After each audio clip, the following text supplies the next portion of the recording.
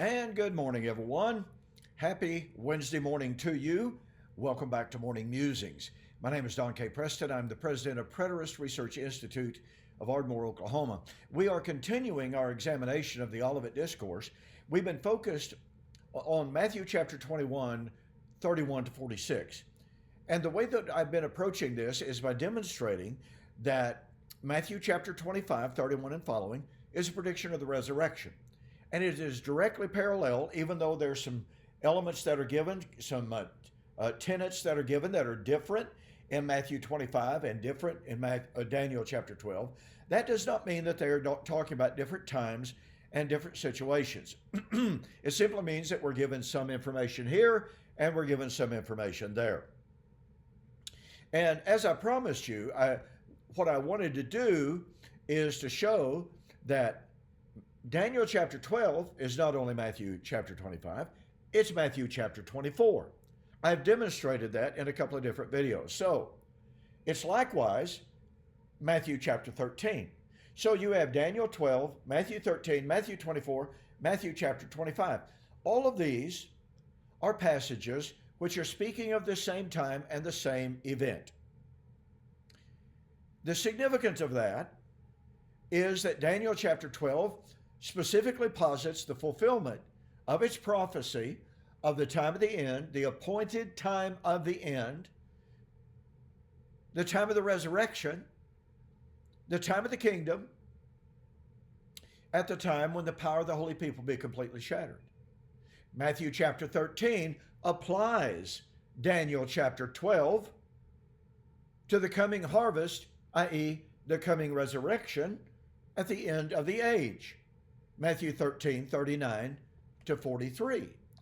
And then Matthew chapter 24, pardon me, also predicting the resurrection, Matthew 24, verse 31, which is quoting actually from Isaiah 27 and 13, which is a prophecy. Now catch this, which is a prophecy of the resurrection, quote, out of the dust, Isaiah 26, 9 and following. So you have Isaiah 26, 9 and following, resurrection out of the dust, which is then talked about in Isaiah chapter 27 at the time of the sounding of the great trumpet to gather those who are perishing, i.e. the dead.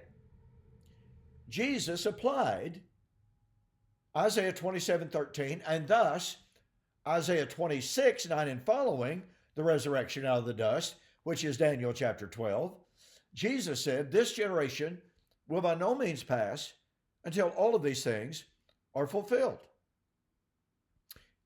Now, since Matthew chapter 25 is the time of the resurrection, some to everlasting life, some to everlasting condemnation, which is Daniel chapter 12.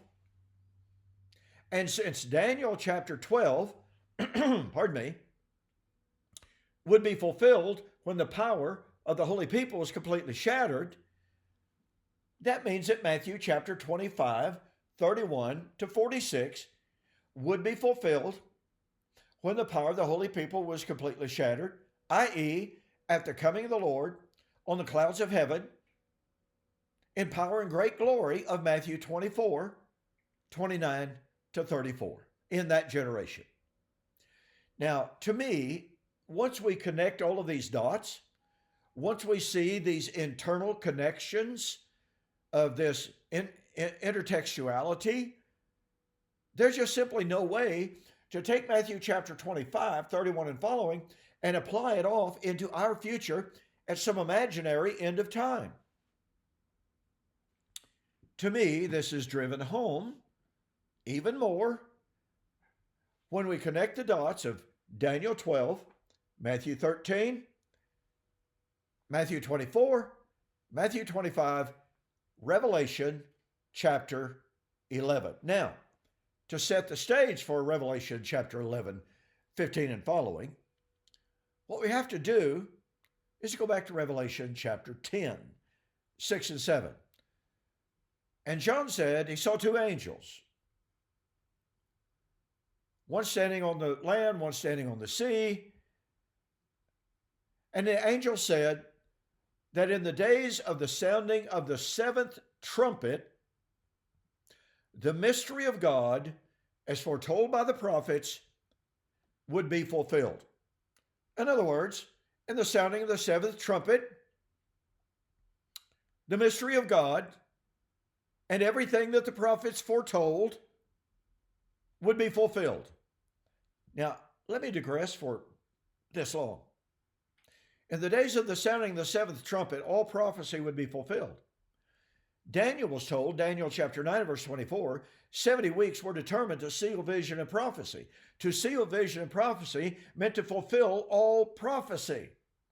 You need to get a copy of my book, Seal It, Vision and Prophecy, off of my website, donkpreston.com or bibleprophecy.com, in which I validate, in which I prove beyond any shadow of a doubt that to seal vision and prophecy meant to fulfill all prophecy. Not one prophecy, not some prophecy, but all prophecy. So here is Daniel predicting the time of the fulfillment of all prophecy, and it would be by the end of the 70th week. Well, the 70 weeks extend no further than the destruction of Jerusalem in AD 70. That's the time of the full end that Daniel 9, 26 and 27 discusses. And it discusses the passing of the 62 weeks, the passing of the 69 weeks, and then it talks about the full end. Well, the full end of what? The 70-week countdown. And that full end is in the destruction of Jerusalem in AD 70. That's when all prophecy would be fulfilled. Now watch this. In the days of the sounding of the seventh trumpet, do you see a train coming? The mystery of God, as foretold by the prophets, would be fulfilled. Daniel 9, all prophecy fulfilled by the time of the fall of Jerusalem in AD 70. Revelation chapter 10, sounding of the seventh trumpet. In the sounding of the seventh trumpet, all prophecy would be fulfilled. Now, what else happens in the sounding of the seventh trumpet? Well, there are only 7 trumpets. The seventh trumpet is the last trumpet. And Paul said, at the sounding of the last trumpet, that's the time of the resurrection. 1 Corinthians 15:51. Doesn't everyone agree that the resurrection is the time of the fulfillment of all prophecy? I don't care what your concept of the resurrection is. Don't you agree that the time of the resurrection is the time of the fulfilling of all prophecy? Okay, so Paul said, 1 Corinthians chapter 15, the resurrection is at the sounding of the last trumpet. Well, the last trumpet is the 7th trumpet of Revelation chapter 10 and chapter 11. The sounding of the 7th trumpet is when all prophecy would be fulfilled. And let's see, Revelation chapter 11, 15 and following. In the days of the sounding of the 7th trumpet, a great voice shouted, the kingdoms of this world have become the kingdoms of our God and of his Christ, and he shall reign forever and forever. And a voice said, the time of the dead has come, that they should be judged. What is the time of the judgment of the dead? Oh, it's the resurrection, occurring at the time of the 7th trumpet, when the mystery of God would be completed. Daniel 9, now watch this. You just got to catch the power of this. Daniel 9, all vision and prophecy fulfilled by the time of the fall of Jerusalem in AD 70. The resurrection fulfilled at the time of the fulfillment of all prophecy. Everyone agrees to that. And that would occur at the last trumpet. The last trumpet is the seventh trumpet, when all that the prophets had spoken would be fulfilled. And that's the time of the resurrection. Oh, but wait a minute. When would that occur? When would that seventh trumpet blow? And the time of the dead that they should be judged, when would that occur? Well, let's see. Revelation chapter 11, verse 8, we find the two witnesses, and they are slain. Their bodies lie in the street of the city where the Lord was crucified. Oh, but wait. And then judgment came from God, and that city was destroyed.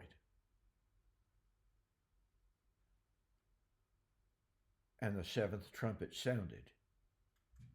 It was the time of the dead for them to be judged. Resurrection. Resurrection at the sounding of the seventh trumpet. Resurrection at the sounding of the last trumpet. Resurrection at the time when all prophecy would be fulfilled. The fall of Jerusalem in AD 70. Daniel 9, Revelation 11. You see, ladies and gentlemen, this is absolute perfect harmony. So, Matthew chapter 25, 31 and following is the time of the resurrection. The resurrection of the just and the unjust of Daniel chapter 12, which would be fulfilled when the power of the holy people was completely shattered, i.e., the fall of Jerusalem in AD 70. But that time of the resurrection is the time of the fulfillment of all prophecy of Daniel chapter 9, which would take place at the fall of Jerusalem in AD 70. That is the time of the fulfillment of Matthew 25, 31 and following. There is no contextual justification whatsoever to remove Matthew 25, 31 and following from the context of Daniel 9, Daniel 12, Revelation chapter 11. Every one of those texts put the resurrection, the sounding of the last trumpet, at the fall of Jerusalem in AD 70. That means Matthew chapter 25, 31 was fulfilled in AD 70. That means the Olivet Discourse is not a divided discourse. It's one discourse about one coming of the Lord, one judgment of the Lord, one resurrection.